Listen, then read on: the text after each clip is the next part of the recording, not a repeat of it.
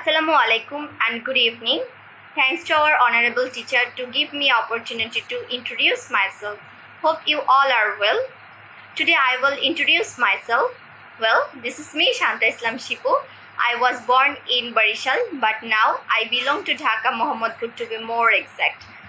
I pursue my BSc in nursing at Dhaka Nursing College.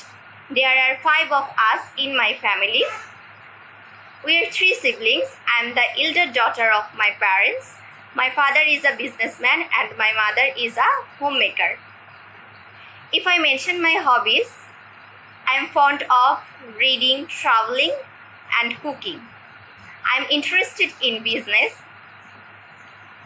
My favorite day of the week is Friday because I can spend the day with my family. It means mind refreshing for me. March is my favorite month because on this month I was born. I want to be an ideal nurse. I study English because I want to serve internationally as a nurse. This is all about me. Thank you everyone for listening me. Have a good day.